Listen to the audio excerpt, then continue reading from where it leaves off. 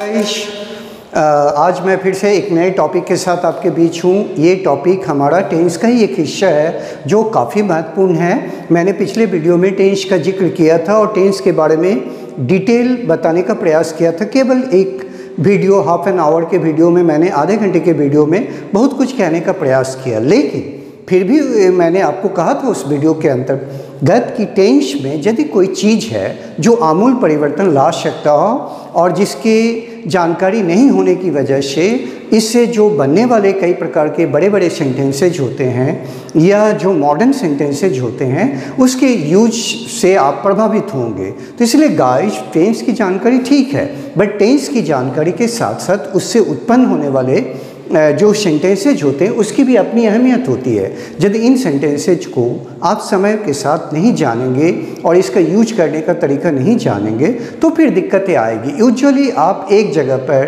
किसी ग्रामर में इसको नहीं पाएंगे, थोड़ा कभी इधर कभी उधर थोड़ा इधर, तो इस तरह से क्या होता है, ये स्कैटर्ड होते हैं। तो मैं एक जगह पर अपने अनुभव के आधार पर मैं इसको ले आया हूँ। ठीक है, डिटेल में मैं अपने ऑनलाइन लाइव क्लास में बताता हूँ जो मैं पिछले कई दिनों से ले रहा हूँ। यदि आप में से भी कोई भारत के किसी कोने से या बिहार के किसी कोने से या समस्तीपुर के डिस्ट्रिक्ट के किसी कोने से इंटरेस्टेड है तो आप मुझे ज्वाइन कर सकते हैं। तो गाइज, आज मैं सिंपल प्रेजेंट को इसके 7 रूप 7 फॉर्म्स के बारे में बताने जा रहा हूँ। मैंने आपको पहले भी कहा था ये सिंपल प्रेजेंट इसका नाम है, but I think it's a great present.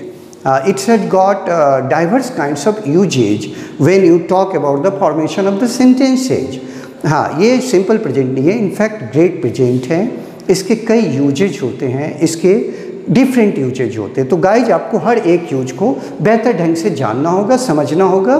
कुछ बातें मैंने लिखा और कुछ बातें मैं बोलने का प्रयास करूँगा। ठीक है गाइज, आइए तो सबसे पहले देखिए, पहला पार्ट हमारा सिंपल प्रेजेंट एज एम्फैटिक। हमने बताया था कि सिंपल प्रेजेंट वो होते हैं जहाँ subject plus V1 V5 plus object होते हैं, ये जनरल सेंटेंस होते हैं।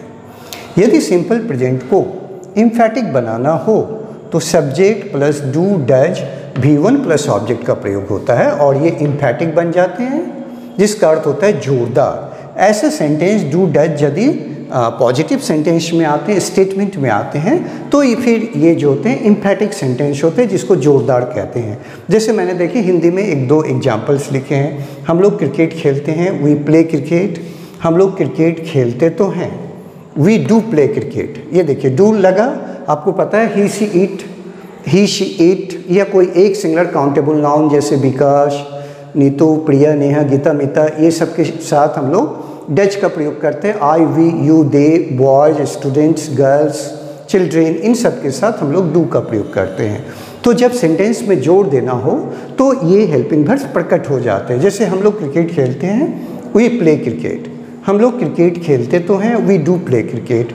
वह पढ़ता तो है, ही सीड ग्रुप का है तो ही डज रीड। अब मैं कुछ भर्बल ढंग से बता रहा हूँ आपको। जैसे मैं बोलता तो हूँ, आई डू स्पीक। हम लोग क्रिकेट खेलते तो हैं, वी डू प्ले क्रिकेट। आप मुझे देखते तो हैं, यू डू वॉच मी।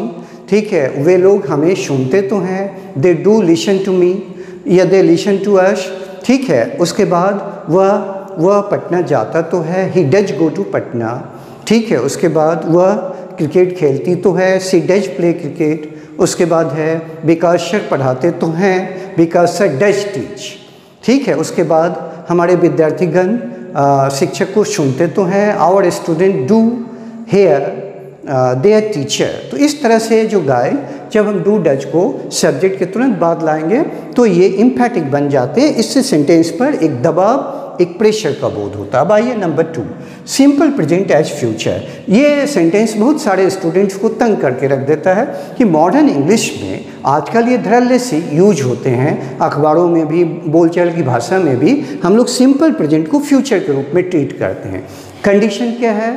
हाँ, एक यदि आप कोई प्लान कर रहे हैं फ्यूचर का, ठीक है, तो कुछ फ्यूचर वर्ड्स होते हैं जैसे next week, next Monday, next month, next year, in 2021 AD, in 2022 AD। तो इस तरह के जब फ्यूचर वर्ड्स का बात हो और एक प्लानिंग का बोध हो तो हम लोग मॉडर्न इंग्लिश में सिंपल फ्यूचर, शैल विल के बिना इस तरह के सेंटेंस सिंपल फ्यूचर की तरह यूज करते हैं और ये काफ़ी पॉपुलर है गाइज। जैसे आप अगले वर्ष लंदन के लिए रवाना होंगे। तो you leave for London next year, वे लोग 2021 में IIT परीक्षा की तैयारी करेंगे। They prepare for IIT exam in 2021 AD। तो हम लोग इसमें बेसिकली क्या कर रहे हैं, शैल विल को गायब कर दे रहे हैं। देखिए, subject plus V1 V5 plus future words next month year in 2020 AD, और कुछ मैंने अभी बताया जैसे you play cricket next week, जबकि इसका सही सिंपल फ्यूचर का होता है you will play cricket next week. तो इसी विल को हम लोग छोड़ देते हैं, इसी विल को छोड़ देते हैं और ये मॉडर्न इंग्लिश बन जाते हैं। जैसे they move for London next month, वे लंदन के लिए अगले महीने रवाना होंगे। Students prepare for MBA exam in 2021 AD। Guys next number 3, simple present as universal actions. हाँ, ईजी में the sun rises in the east sets in the west. हाँ, सूरज पूरब में उगता है, पश्चिम में डूबता है। उसके बाद है the stars twinkle in the sky, तारे आकाश में टिमटिमाते हैं। The moon shines because of the sunlight, सूरज की किरणों की वजह से चांद चमकते हैं, क्योंकि चांद के पास अपनी रोशनी नहीं होती है और चांद जो है सूरज की रोशनी लेकर ही प्रकाश दुनिया को देती है। तो गाइस, सबसे पहले ये ध्यान देना होगा कि यूनिवर्सल ट्रूथ जो होते हैं वो भी सिंपल प्रेजेंट के कैटेगरी में ही आते हैं। जैसे जैसे पृथ्वी सूरज के चारों तरफ घूमती है, the earth moves around the sun, ठीक है। हाँ, उसके बाद जैसे the stars twinkle in the sky, फिर जैसे क्या होता है, जैसे water melts, water boils at 100 degree temperature, ठीक है। तो बॉयल्स नहीं, मतलब जस्ट जो यूनिवर्सल ट्रूथ टाइप की चीज़ें होती है गाइस, जिसमें हजारों ऐसे एक्शंस हैं, ठीक है। मैंने कुछ नेचुरल एक्शंस की जिक्र किया है, और भी ऐसी चीज़ हैं जिनको हम इसके अंतर्गत ला सकते हैं, जैसे कोटेशन हुआ या किसी तरह की कहावत हुआ, प्रोवर्ब हुए, वो भी हम लोग यूनिवर्सल कैटेगरी में ही लाते हैं। जैसे जैसे जैसे Vikas sir says health is wealth, ठीक है। विकास सर कहते हैं कि स्वास्थ्य ही जीवन है, तो यहाँ पर भी जो है हम लोग सिंपल प्रेजेंट कैटेगरी की तरह ही इसको यूज करेंगे। जैसे Vikas sir says hard work has got no second alternative in this world.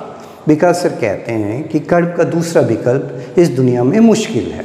तो इस तरह के जो कहावत होते हैं या बेसिकली यूनिवर्सल ट्रूथ होते हैं, उसका भी प्रयोग हम लोग इसके अंतर्गत आते हैं, ठीक है गाइज। अब देखिए, अब हम ये इधर वाला आपके लिए थोड़ा स्पेशल है, जिसका प्रयोग थोड़ा आप कम जानते होंगे। Number 4, simple present with adverbs. कभी कभी सिंपल प्रेजेंट के साथ हम लोग एडवर्ब्स का प्रयोग करते हैं, और इसमें ध्यान देने वाली बात ये होती है गाइज कि एडवर्ब्स का प्रयोग सब्जेक्ट के ठीक तुरंत बाद होता है। मैंने कई वर्ड्स ग्रुप में डाल रखे हैं, जैसे ऑलवेज हमेशा, ऑफन कभी कभी, अक्सर समटाइम्स कभी कभी, सेल्डम यदा कदा, जनरली सामान्यतः, यूजुअली प्रायः, नॉर्मली प्रायः, रेयरली मुश्किल से, नेवर कभी नहीं।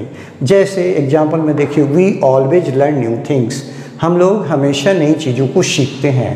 दे ऑफन गो टू दिल्ली, वे अक्सर दिल्ली जाते हैं।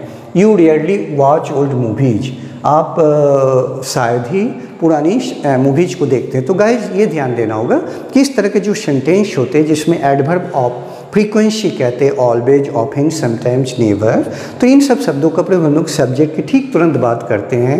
अकॉर्डिंग टू ग्रामर, इन शब्दों का प्रयोग सेंटेंस के अंत में या शुरू में करना ग्रामर के अनुसार गलत माने जाते हैं। तो इसलिए हम लोग कैसे यूज करते हैं गाइज, मैं अक्सर दिल्ली जाता हूँ, I often go to Delhi.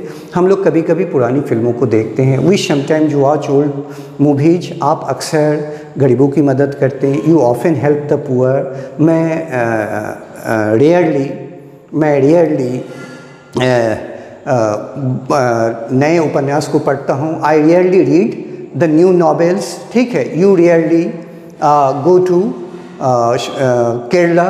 तो इस तरह के जो एक्सप्रेशंस है गाइज, ठीक है, उसमें हम लोग इसका प्रयोग करते हैं। और नेक्स्ट है, जैसे देखिए इन न्यूज़पेपर रीडिंग्स, यूजुअली ये मेरे स्टूडेंट्स को कंफ्यूज करते हैं। बहुत सारे स्टूडेंट्स आए दिन हमसे पूछते हैं सर ऐसा क्यों हो गया, घटना घटी 2 दिन पहले, घटना घटी 3 दिन पहले, घटना इवन 1 महीना पहले घटी, फिर भी अभी हमने बताया कि सिंपल प्रेजेंट का प्रयोग फ्यूचर के रूप में करते हैं। और अब मैं बताने जा रहा हूँ कि सिंपल पास्ट का भी प्रयोग हम लोग सिंपल प्रेजेंट के रूप में करते हैं, बशर्ते न्यूज़पेपर टेलीविज़न का हेडलाइंस हो, न्यूज़पेपर का हेडलाइंस हो, ठीक है, या इलेक्ट्रॉनिक मीडिया का या प्रिंट मीडिया का हेडलाइंस हो, तो हम लोग इस कंडीशन में भी 2-4 दिन, 15 दिन, 20 दिन पहले की घटनाओं को भी सिंपल प्रेजेंट के अंतर्गत हम लोग डिफाइन कर सकते हैं। जैसे देखिए peace talks for border issue fail, peace talks for border issue fail.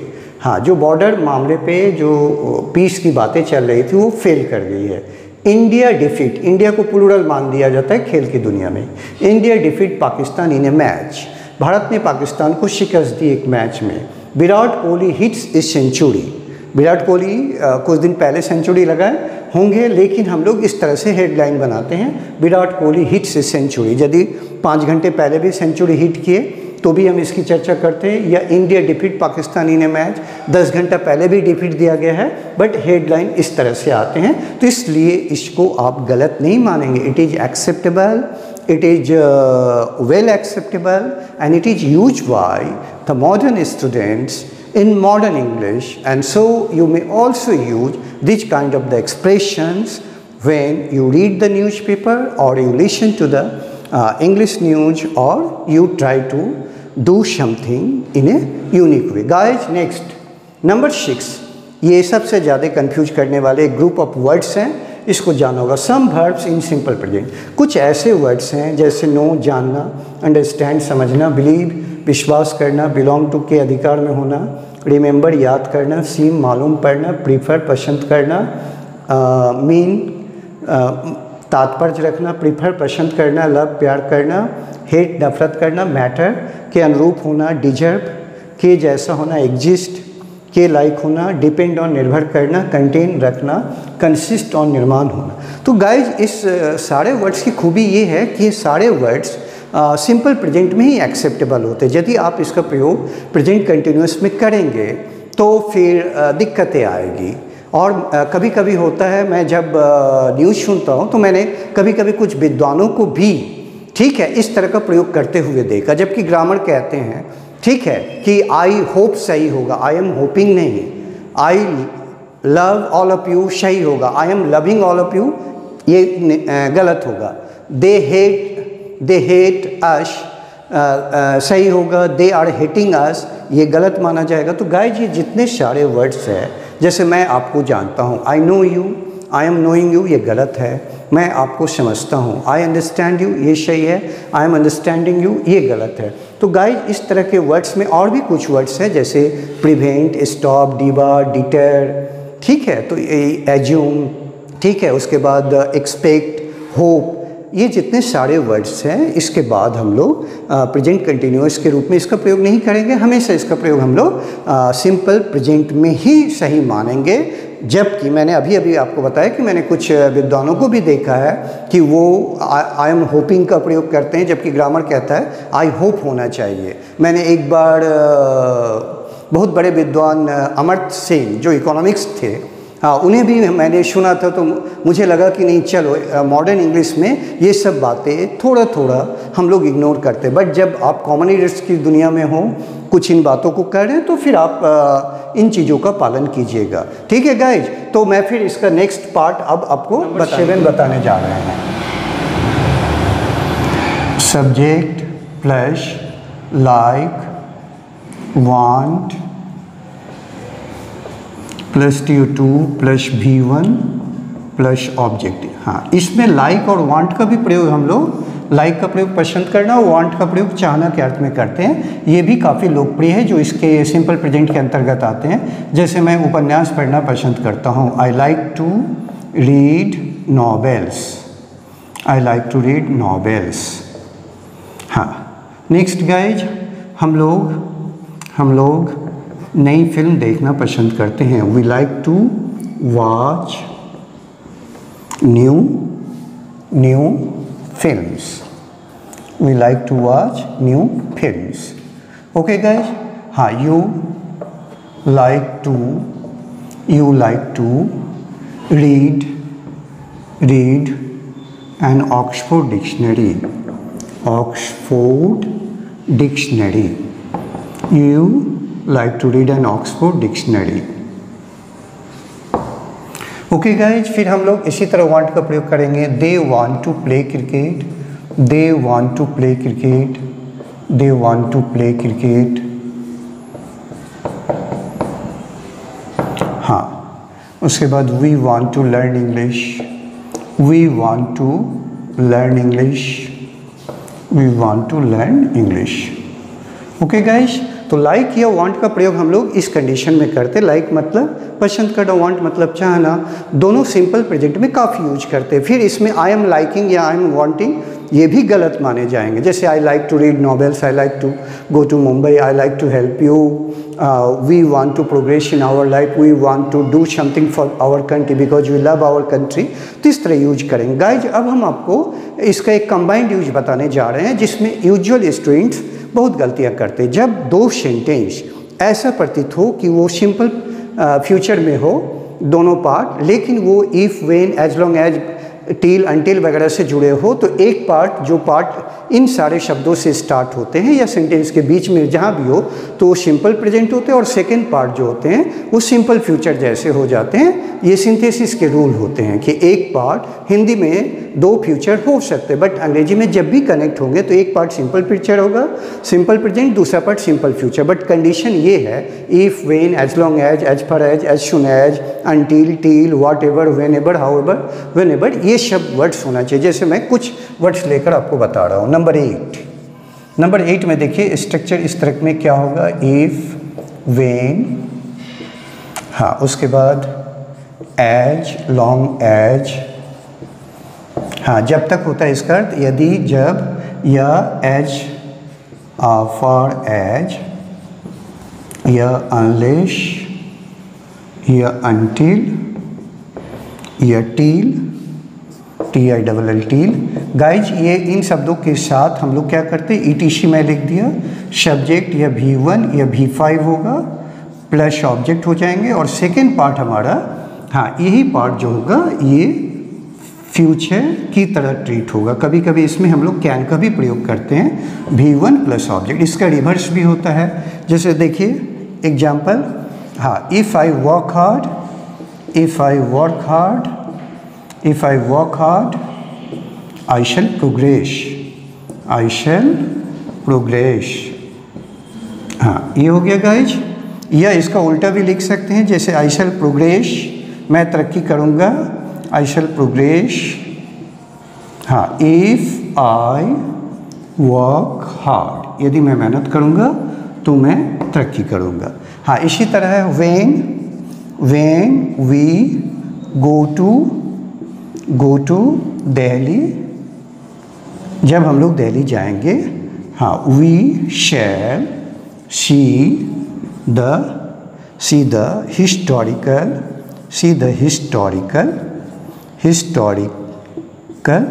buildings, BUILDINGs, buildings.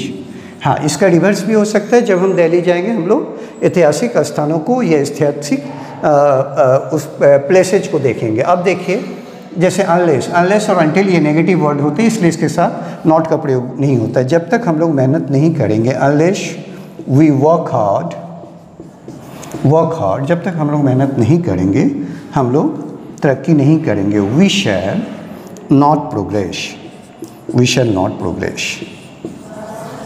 हाँ, तो गाइज, ऐसे तो हजारों सेंटेंस बन सकते. कुछ मैं क्विक आपको भड़बली इस तरह की सेंटेंस की जानकारी मैं दे रहा हूँ. जैसे यदि मैं आपको पढ़ाऊँगा तो आप तरक्की करेंगे. If I teach you will progress, इसका रिवर्स भी होगा, you will progress if I teach you. जब हम दिल्ली जाएंगे तो हम लोग कुछ ऐतिहासिक स्थलों को देखेंगे. When we go to Delhi we shall see some historical buildings, या we shall see some historical buildings when we go to Delhi. हाँ, जब तक आप मेहनत करोगे तब तक आप तरक्की करोगे. As long as you work hard you will progress, या you will progress as long as you work hard. जब तक आप जब तक आप आत्मविश्वास नहीं रखोगे आप अपने जीवन में तरक्की नहीं कर पाओगे। हाँ, तो क्या होगा गाइस, जिसको हम लोग बनाएंगे unless you work hard you will unless you keep confidence in your life you will not progress in your life, या until you keep confidence in your life you will not progress। उल्टा भी होगा, reverse भी होगा, you will not progress until you keep confidence। इसी category में guys हम लोग कई तरह के सेंटेंस का प्रयोग करते हैं। इसी में एक वर्ड माइंड बदर भी आता है, ठीक है। जैसे हम लोग यूज करते हैं मुझे आपका तेज़ दौड़ना बुरा लगता है, आई माइंड योर रनिंग फास्ट। मुझे आपका चिल्लाना बुरा लगता है, आई माइंड योर क्राइंग मच, ठीक है। तो माइंड बदर के साथ भी हम लोग इसका यूज करते हैं। फिर एक प्रोबेटिव वर्ड्स के ग्रुप आते हैं, प्रिवेंट, स्टॉप, डिबार, ऐसे शब्द जिसका अर्थ होता है मना करना, रोकना। ऐसे शब्दों का प्रयोग भी हम लोग इसके अंतर्गत करते हैं। जैसे मैं आपको झूठ बोलने से रोक सकता हूँ, I can prevent you from speaking untruth. हाँ, मैं आपको दिल्ली जाने से नहीं रोक सकता हूँ, I can not stop you from going to Delhi. We can not prohibit you from against going to Delhi, या you cannot debar me from speaking the truth। आप मुझे सच बोलने से नहीं रोक सकते हैं। तो गाइज ऐसे बहुत सारे सेंटेंसेज हैं जो सिंपल प्रेजेंट से पैदा होते हैं, इसी वजह से ये सिंपल प्रेजेंट नहीं होकर ग्रेट प्रेजेंट माने जाते हैं। तो आज मैंने लगभग